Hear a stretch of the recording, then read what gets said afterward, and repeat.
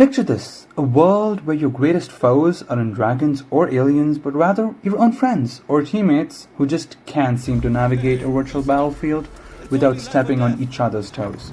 Yes, welcome to the wild and wonderful world of Valorant and Genshin Impact, where the stakes are high, the drama is real, and the mental health applications, well, it's up for debate. So grab the keys or the sticks and buckle up, because we are about to dive into the heart of the matter and uncover the truth behind the pixels. What is the impact of participating in online gaming, specifically within the context of Valorant and Genshin Impact, on the mental health and well-being of players? Valorant, one of the biggest esports games out there, recently had its VCT tournament in Madrid, and it's a game many of us are familiar with over 5 million people actively playing the game. It's not that uncommon in the gaming sphere. For those unfamiliar, it is a PC 5v5 first-person shooter game which follows a very similar style to legacy popular games like Call of Duty, where the main goal is to attack or defend a site. Another popular game which had one of the biggest launches in recent times is Genshin Impact, known by way too many people in the gaming sphere. It has a huge and beautiful world called Tibet with a really awesome combat system. It is considered one of the best cross-platform games, while also looked down upon by many for reasons which we will go into in this video essay. And today we will be exploring the impact of participating in online gaming within the two games I mentioned before. Video games have been around a long time, and the industry goes through big leaps ever so often. The most recent one happened in 2020 during the pandemic.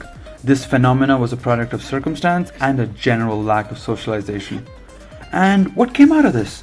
Huge increases in gaming, new online communities in Twitch streams, subreddits, Twitter threads, and many more. And this also includes a big increase in content creation and YouTube. Multiplayer games being all the buzz meant that you could be interacting with people from any corner of the world, while also playing with friends who you do know. This increased online interactions, discussion forums, and gaming sessions. This was our way out of boredom, and it helps us socialize in a world of social distancing. Now that we got our doubts and crosses out of the way, let's get into what I mean by mental health and well-being. We all know that humans are social animals, and this means how our social circle operates dictates our well-being to some extent. With gaming being such a prevalent thing in our daily lives, I wanted to know just how much it affects us. So for the sake of this argument, I'm going to be talking about Valorant in a positive lens, while Genshin gets the short end of the stick, being the negative lens. I do have to preface this by saying I love playing both the games, and me choosing Genshin as the negative does not make it a bad game. Valorant being a shooter game carries with it the age-old connotation of it being aggression-inducing or addicting, which doesn't really hold much truth to it. Valorant is a game that fosters teamwork, communication skills, and it's where 5 players working together take advantage of a given situation and try to best the other team. This, especially amongst friends, is extremely engaging and is a viable replacement for socialization. No, this does not mean you spend 10 hours a day playing WoW. Please go touch some grass.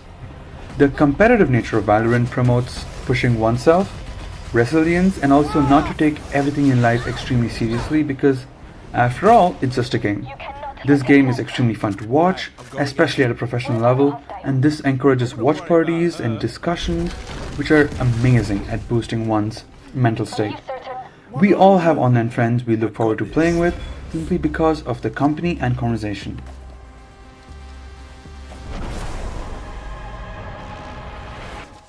미안해서 어쩌나?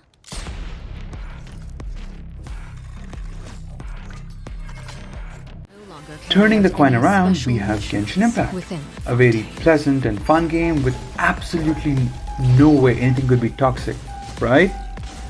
Well, as we all know, this isn't the case. The game itself is a very chill and primarily a one-player game with some co-op elements to it. The reason why it has its infamous connotations are because of drama, toxicity brewing in online communities. For some context, Genshin is a gacha game, meaning it has elements of gambling. which incentivizes players to spend real money to try and pull for characters in the game. This system, along with the long wait times between new updates and versions, leaves room for many players and content creators to converse and share their opinions on online platforms. Because what else do you do when you're bored? And this is what we refer to as drama. And the last 2 months has seen a pretty good share of this. The main prevalent issue can be boiled down to casual players versus something known as the endgame players. Endgame players are those who have pretty much maxed out all their characters and the content available in the game is way too easy for them. And this is the main point of contention. There are many groups of people who make it their entire mission just to be hurtful and mean to anyone online voicing their opinion, and cases like this can lead to very poor experience and even worse mental status. The above two arguments aren't isolated to their respective examples, as Valorant also has instances of toxic behavior, especially when players within your team try to actively lose the game, and this is extremely infuriating. Another way games like Valorant can present a bad experience is by something called Smurfs, and no, not the blue guys, but it's rather where a high-skilled player plays in a lower ranked lobby just to bully the other team. And the same goes for Genshin, where the communities can be extremely supportive and helpful. And one community that I personally love is the lore community. Genshin being a story game means that there is a lot of room for theories and attempts to dig out the story. These communities share ideas and are a very fun way to spend time and think creatively. The impact of participating in online gaming, as exemplified by Valorant and Genshin Impact, on the mental health and well-being of players is multifaceted. While Valorant promotes teamwork, communication skills, and resilience, fostering a positive gaming experience and a sense of community, Genshin Impact's gacha mechanics and toxic online communities can lead to, well, a negative experience and kind of a mental strain for players. However, it's important to realize that these issues are not inherent to the game themselves, but rather arise from the interactions and dynamics within the respective communities. Moving forward, addressing toxicity and promoting inclusivity in online gaming communities should be a priority for both players and developers alike. By fostering positive and supportive environments, we can maximize the benefits of online gaming while mitigating its potential negative impacts on well-being and mental health. And that's all we have for today.